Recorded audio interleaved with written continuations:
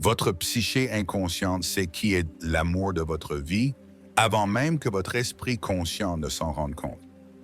Carl Jung, l'un des psychologues les plus brillants de l'histoire, a découvert quelque chose qui va changer complètement votre perspective sur l'amour. Je vous préviens d'emblée, ce que vous êtes sur le point d'entendre pourrait vous faire reconsidérer toutes vos relations passées et présentes. Cela pourrait même expliquer pourquoi vous avez ressenti cet étrange sentiment de vide dans des connexions qui semblaient parfaites sur le papier. Si vous êtes prêt à explorer plus en profondeur ces mystères, abonnez-vous à notre chaîne aujourd'hui et commençons ensemble ce voyage de découverte de soi. Il existe une force invisible, un schéma caché dans votre inconscient qui agit comme un aimant cosmique attirant vers vous exactement la personne dont vous avez besoin pour compléter votre processus d'individuation. Jung l'a appelé l'anima et l'animus. Et cette force opère dans votre vie en ce moment même, influençant chaque décision que vous prenez en amour sans que vous vous en rendiez compte. Mais voici ce qui est troublant. La plupart des gens ignorent ces signaux parce qu'ils sont trop occupés à poursuivre ce qu'ils pensent vouloir au lieu de reconnaître ce dont leur âme a vraiment besoin. Et quand je dis âme, je ne parle pas de romantisme à bon marché de films hollywoodiens. Je parle de quelque chose de beaucoup plus profond et transformateur qui peut changer la structure même de votre personnalité. Pendant plus de 40 ans d'études de la psyché humaine, Jung a observé des schémas qui se répétaient encore et encore chez ses patients.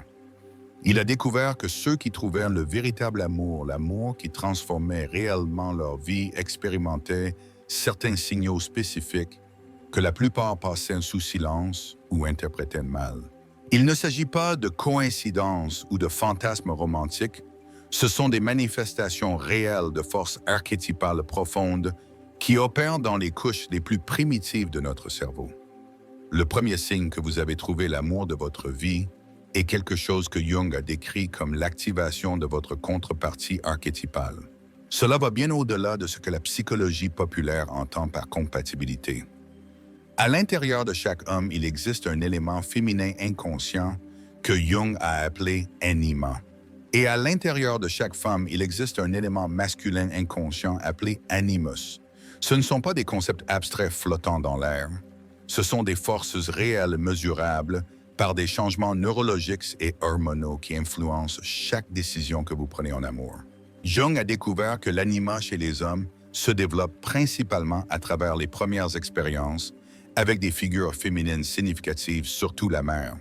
Mais elle ne reste pas figée dans cette première impression, elle évolue tout au long de la vie en intégrant des éléments de toutes les expériences féminines significatives. L'animus chez les femmes suit un schéma similaire, mais opposé, se développant principalement à travers des expériences avec des figures masculines. Lorsque vous rencontrez l'amour de votre vie, quelque chose d'extraordinaire se produit au niveau neurologique. Cette personne active naturellement et sans effort votre anima ou animus. Je ne parle pas d'une attraction physique superficielle qui peut disparaître en quelques semaines.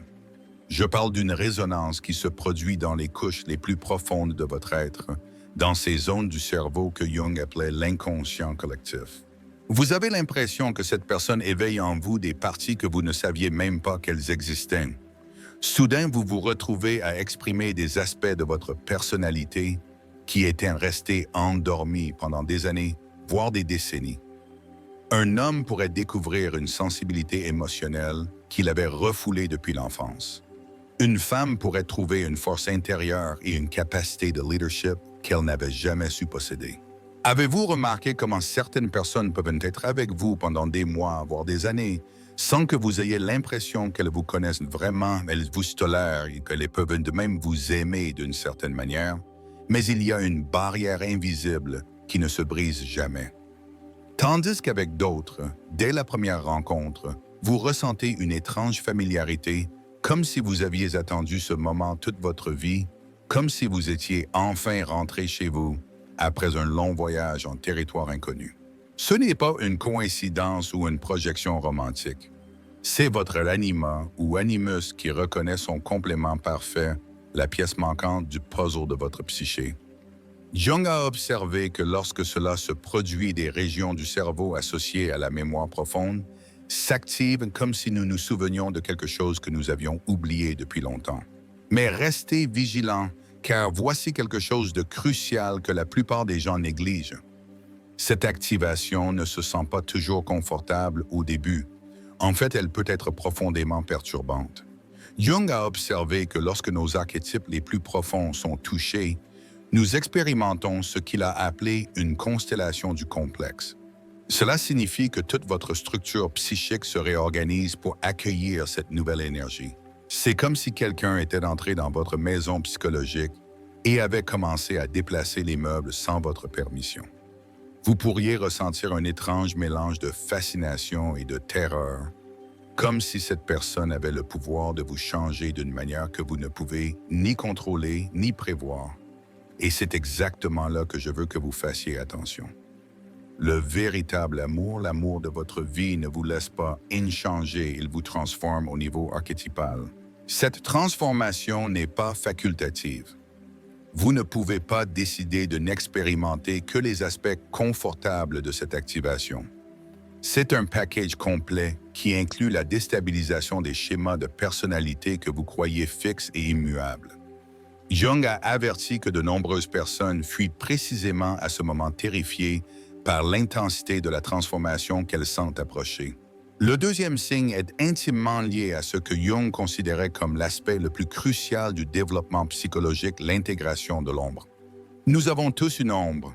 C'est la partie de nous-mêmes que nous avons refoulée, niée ou rejetée parce qu'elle ne correspond pas à l'image que nous voulons projeter au monde. L'ombre contient non seulement nos aspects négatifs, mais aussi nos potentiels non développés, nos talents cachés, nos passions refoulées, nos instincts les plus primitifs. Jung a découvert quelque chose de fascinant au cours de ces décennies de recherche. L'ombre ne disparaît pas lorsque nous l'ignorons, elle devient plus puissante, plus destructive et commence à saboter nos relations depuis l'inconscient. La plupart des conflits de couple, selon Jung, ne portent pas vraiment sur les sujets superficiels dont ils discutent. Ils portent sur des aspects de l'ombre non intégrés qui sont projetés sur l'autre. Lorsque vous trouvez l'amour de votre vie, il se passe quelque chose que la plupart des relations ne parviennent pas à faire. Cette personne peut voir votre ombre sans la fuir. Mieux encore, d'une manière mystérieuse, elle aide votre ombre à s'intégrer de manière saine dans votre personnalité consciente. Elle ne vous juge pas pour vos aspects les plus sombres, elle n'essaie pas de vous changer ou de vous améliorer. Elle accepte simplement la totalité de votre être avec une compréhension qui va au-delà de la logique. Avez-vous déjà été avec quelqu'un qui vous fait sentir que vous pouvez être entièrement vous-même, même dans vos aspects les plus sombres ou problématiques? Je ne parle pas de quelqu'un qui tolère vos défauts avec résignation ou martyre.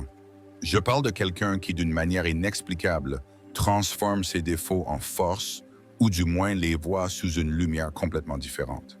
Par exemple, votre tendance à être trop critique qui a saboté des relations antérieures devient soudainement une capacité précieuse pour aider à améliorer des situations.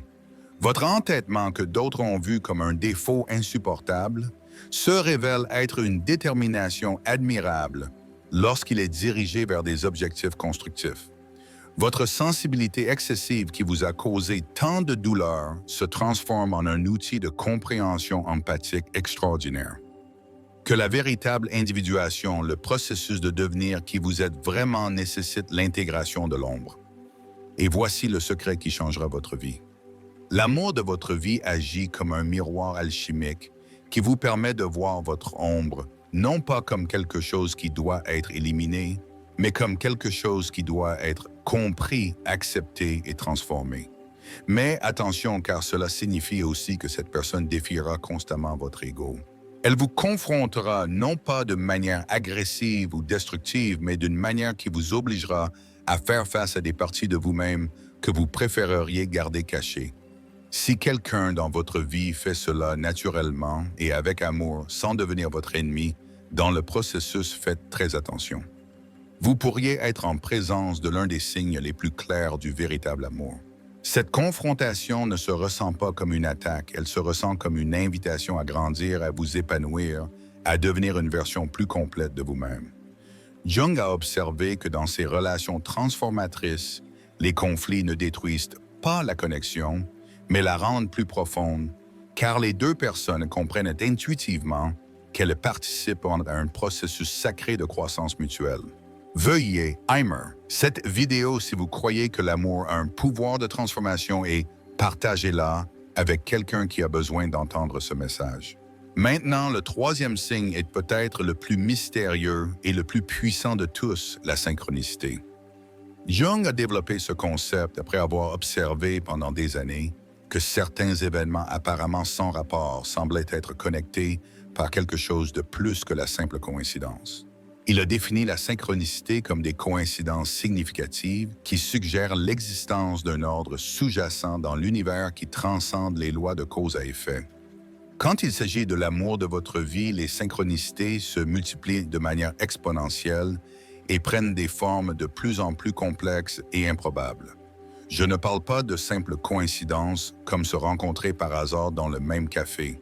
Je parle d'une série orchestrée d'événements apparemment impossibles qui semblent conspirer pour vous unir d'une manière qui défie toute explication rationnelle. Jung a documenté des cas où ses patients expérimentaient des chaînes de synchronicité si complexes qu'il a calculé les probabilités mathématiques qu'elles se produisent par hasard. Dans certains cas, les probabilités étaient d'une sur plusieurs millions.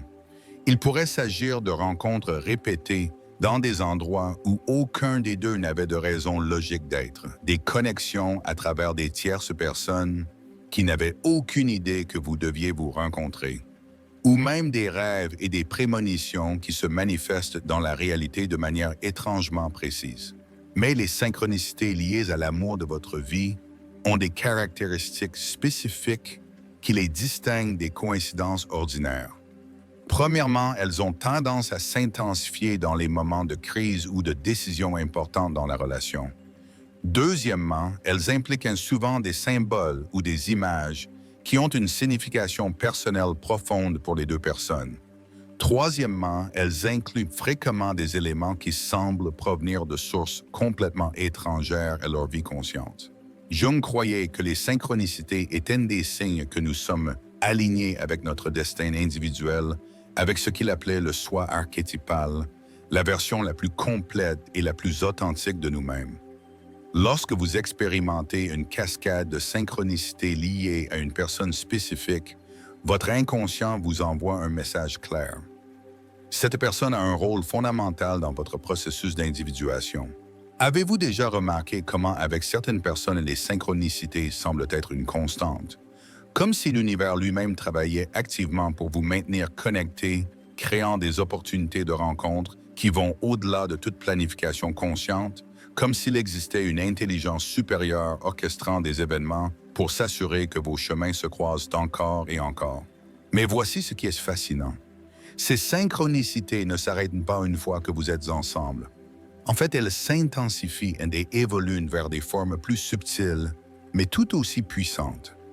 Vous commencez à expérimenter ce que Jung a appelé la participation mystique, une connexion psychique qui transcende les explications rationnelles de la neuroscience moderne. Vous pourriez penser à la même chose en même temps avec une fréquence qui dépasse la statistique normale. Vous pourriez faire des rêves similaires ou complémentaires sans en avoir parlé. Vous pourriez avoir des intuitions sur le bien-être de l'autre qui se révèlent étrangement précises comme si vous partagiez une sorte de radar émotionnel. Jung a documenté des cas où des couples séparés par des milliers de kilomètres ressentaient simultanément des sensations physiques lorsque l'autre était en danger ou en douleur. Je ne parle pas de fantasmes ou d'autosuggestion, je parle de phénomènes mesurables que Jung a étudiés méticuleusement pendant des décennies.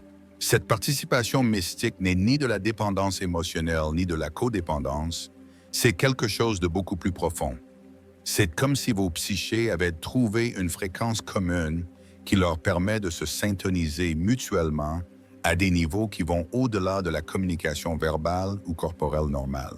Le quatrième signe est profondément lié à ce que Jung considérait comme le joyau de la couronne de son travail, les archétypes de l'inconscient collectif. Selon Jung, à l'intérieur de chacun de nous, existent des schémas universels de comportement et d'expérience que nous partageons avec toute l'humanité. Ces archétypes incluent des figures comme l'amant, le sage, le guerrier, la grande-mère, le père sage, l'enfant éternel, le trickster et bien d'autres. Hein? Jung a découvert que la plupart des gens vivent en n'activant qu'une fraction de leurs archétypes disponibles. Cela crée un sentiment constant d'incomplétude, comme si nous jouions seulement quelques instruments dans un orchestre complet. La vie semble limitée, répétitive, comme si nous jouions le même rôle encore et encore, sans accès au répertoire complet de notre humanité. Lorsque vous trouvez l'amour de votre vie, vous découvrez que cette personne agit comme une clé maîtresse qui active plusieurs archétypes en vous de manière simultanée et harmonieuse. Non seulement ils éveillent votre archétype de l'amant, mais ils peuvent aussi activer votre sage intérieur, votre protecteur attentionné, votre aventurier intrépide, votre artiste créatif ou tout autre aspect archétypal qui a besoin de se développer pour votre croissance complète. Cela se manifeste de manière très concrète et observable. Vous pourriez vous retrouver plus courageux que vous n'auriez jamais pensé l'être, plus compatissant envers les autres, plus créatif dans votre travail, plus sage dans vos décisions ou plus joueur dans votre vie quotidienne. Non pas parce que vous jouez un rôle ou prétendez être quelqu'un que vous n'êtes pas, mais parce que leur présence active littéralement des potentiels latents dans votre structure psychique. Jung a observé que dans les relations véritablement transformatrices, les deux personnes deviennent des catalyseurs pour l'actualisation mutuelle de leurs archétypes les plus élevés. C'est comme si chacun avait la combinaison secrète pour ouvrir des trésors cachés chez l'autre. Des trésors qui étaient restés sous clé pendant des années ou des décennies. Avez-vous déjà été avec quelqu'un qui vous fait sentir que vous êtes la meilleure version de vous-même sans effort? Non pas parce que vous essayez d'impressionner ou parce que vous jouez un rôle, mais parce que leur simple présence fait ressortir des aspects de votre personnalité que vous ne saviez même pas que vous aviez, comme si vous étiez un piano qui avait finalement trouvé le musicien capable de jouer toute la gamme de vos touches. Cette activation archétypale a des effets profonds sur votre vie quotidienne. Votre créativité s'élargit, votre capacité de leadership se renforce, votre intuition s'aiguise, votre sens de l'humour se développe, votre courage face aux défis augmente. C'est comme si cette personne avait allumé des lumières dans des pièces de votre personnalité qui étaient restées dans l'obscurité pendant des années. Mais voici l'aspect le plus profond. Cette activation archétypale est réciproque et s'amplifie mutuellement. Non seulement cette personne fait ressortir le meilleur de vous, mais vous avez aussi le même effet transformateur sur elle. C'est comme si ensemble vous créiez un champ d'énergie psychique qui permet à tous les deux d'évoluer vers des versions plus complètes et plus authentiques de vous-même. Jung a remarqué que les couples qui expérimentent cette activation archétypale mutuelle développent souvent des capacités qu'aucun des deux ne possédait individuellement. Leur intelligence combinée dépasse la somme de leurs intelligences individuelles. Leur créativité ensemble transcende ce que l'un ou l'autre pourrait accomplir seul. Leur capacité à résoudre des problèmes, à faire face aux crises et à créer de la beauté dans le monde se multiplie de manière exponentielle. Le cinquième et dernier signe est peut-être le plus important et le plus transformateur de tous, le sentiment indubitable qu'avec cette personne, vous vivez votre mythe personnel. Jung croyait que chaque individu naît avec un mythe unique, un récit archétypal qui donne un sens et un but à son existence. Ce mythe personnel n'est pas une histoire que nous inventons consciemment. C'est un schéma profond qui émerge de l'inconscient collectif et qui guide notre développement de la naissance à la mort. La plupart des gens vivent leur vie sans se connecter consciemment à ce mythe personnel. Ils traversent la vie en se sentant comme des acteurs qui jouent un rôle dans une pièce dont ils n'ont jamais reçu le scénario complet. Ils savent qu'ils sont sur scène, ils savent qu'ils doivent jouer, mais ils ne comprennent pas vraiment l'histoire plus large dont ils font partie. Lorsque l'amour de votre vie apparaît, tout commence soudainement à avoir un sens d'une manière qui va au-delà de la compréhension intellectuelle. Cette personne ne fait pas seulement partie de votre histoire, mais votre histoire devient plus riche, plus significative et plus complète avec sa présence. C'est comme si vous aviez vécu seulement la moitié de votre mythe et que maintenant vous pouviez enfin voir le récit complet. Jung a observé que lorsque deux personnes trouvent cette résonance mythique, elles expérimentent ce qu'il a appelé l'union des contraires. Il ne s'agit pas qu'elles soient identiques ou qu'elles n'aient pas de différence. Il s'agit du fait que leurs différences se complètent de manière à créer quelque chose de plus grand que la somme de leurs parties individuelles. Cela ne signifie pas que votre vie antérieure n'avait pas de valeur ou de but. Cela signifie que toutes vos expériences passées, y compris vos douleurs les plus profondes, vos échecs les plus dévastateurs et vos triomphes les plus doux se révèlent soudainement comme des chapitres nécessaires qui vous ont préparé exactement pour cette rencontre. Chaque traumatisme devient sagesse. Chaque perte se révèle être une préparation pour quelque chose de mieux. Chaque moment de solitude est compris comme le temps nécessaire pour développer la force intérieure dont vous auriez besoin pour cette connexion. Jung a appelé cela le processus d'individuation, le chemin pour devenir qui vous êtes vraiment destiné à être. Et il a découvert que pour la plupart des gens, ce processus atteint son point culminant par la rencontre avec ce qu'il a appelé l'autre significatif, la personne qui agit comme un catalyseur pour la réalisation complète de leur potentiel. Avez-vous déjà ressenti qu'avec une certaine personne, votre vie acquiert une signification plus profonde et plus mystique, comme si toutes les pièces dispersées de votre expérience s'emboîtaient enfin dans un schéma cohérent et magnifique, comme si cette personne n'était pas seulement un ajout à votre vie, mais la pièce manquante pour compléter le puzzle de votre existence. Mais voici quelque chose de crucial que vous devez comprendre et qui séparera ceux qui sont vraiment prêts pour l'amour de leur vie de ceux qui continueront à chercher des substituts superficiels. Reconnaître ces signes exige un niveau de connaissance de soi et d'honnêteté émotionnelle que la plupart des gens évitent activement. Il est beaucoup plus facile de rester à la surface en se concentrant sur des compatibilités évidentes comme des intérêts partagés, une attirance physique, une stabilité financière ou une approbation sociale, que de plonger dans les profondeurs archétypales de la connexion. Jung a averti que la plupart des gens fuient le véritable amour parce qu'il exige trop de croissance, trop de transformation, trop d'honnêteté sur qui ils sont vraiment au-delà des masques sociaux qu'ils ont construits soigneusement pendant des années. L'amour archétypal, l'amour de votre vie, ne vous permet pas de rester petit confortable ou caché. Il vous défie constamment d'évoluer, de faire face à vos ombres, d'intégrer des aspects de vous-même que vous préféreriez garder séparés et contrôlés. Ce type d'amour exige que vous abandonniez l'illusion de contrôle que vous avez maintenue sur votre vie et votre identité. Il exige que vous ayez confiance en des processus qui vont au-delà de votre compréhension rationnelle. Il exige que vous ayez foi en des transformations que vous ne pouvez pas diriger consciemment. Êtes-vous vraiment prêt à ce niveau de transformation? Êtes-vous prêt à ce que quelqu'un voit toutes vos vulnérabilités, toutes vos imperfections, toutes vos peurs les plus profondes et que son amour pour vous ne diminue pas, mais s'approfondisse? Êtes-vous prêt à faire la même chose pour une autre personne? Parce que si ces 5 signes sont présents dans votre vie en ce moment, ne les ignorez pas par peur ou par attachement à des schémas familiers, mais limitants. Votre psyché inconsciente essaie de vous communiquer quelque chose de profond sur votre destin et votre processus d'individuation. Elle essaie de vous montrer un chemin vers une version de vous-même que vous ne saviez même pas qu'elle était possible. Rejoignez notre communauté en nous. Suivant.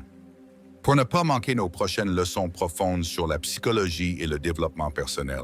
Rappelez-vous que Jung ne voyait pas l'amour comme un sentiment temporaire ou une émotion passagère qui va et vient selon les circonstances externes. Il le voyait comme une force archétypale, une énergie transformatrice qui a le pouvoir de réorganiser complètement votre structure psychique et de vous mener vers la réalisation de votre potentiel le plus élevé. Cette force opère selon des lois qui transcendent la logique ordinaire. Elle ne répond pas à la manipulation ou au contrôle. Elle ne peut pas être forcée ou fabriquée. Elle ne peut être que reconnue, honorée et suivie lorsqu'elle apparaît authentiquement dans votre vie. Jung a également observé quelque chose qui pourrait vous surprendre. Les connexions les plus profondes commencent souvent d'une manière qui défie nos attentes romantiques conventionnelles. Elles peuvent naître d'amitiés qui s'approfondissent progressivement. Elles peuvent émerger de conflits apparents qui révèlent des compatibilités plus profondes. Elles peuvent se développer dans des situations où les deux personnes sont concentrées sur quelque chose de complètement différent du romantisme. L'amour archétypal se présente rarement avec la fanfare dramatique que nous attendons des films. Plus souvent, il se révèle graduellement comme l'aube qui transforme imperceptiblement l'obscurité en lumière.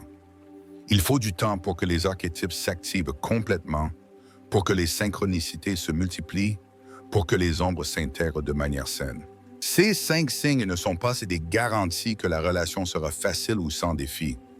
En fait, Jung a observé que les connexions les plus profondes impliquent souvent plus de conflits, plus de croissance et plus de transformation que les relations superficielles, mais elles offrent aussi quelque chose qu'aucune autre expérience humaine ne peut fournir l'opportunité de devenir qui vous êtes vraiment destiné à être.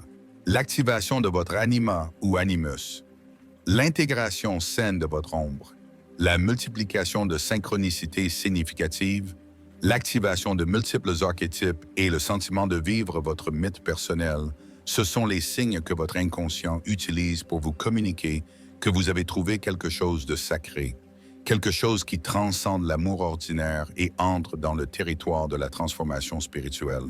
Ne permettez pas à la peur de la croissance de vous faire rejeter cette opportunité. Ne permettez pas au confort du familier de vous empêcher d'embrasser l'extraordinaire. Ne permettez pas aux voix du doute, qu'elles soient internes ou externes, de vous convaincre que vous méritez moins que la connexion la plus profonde possible entre deux êtres humains.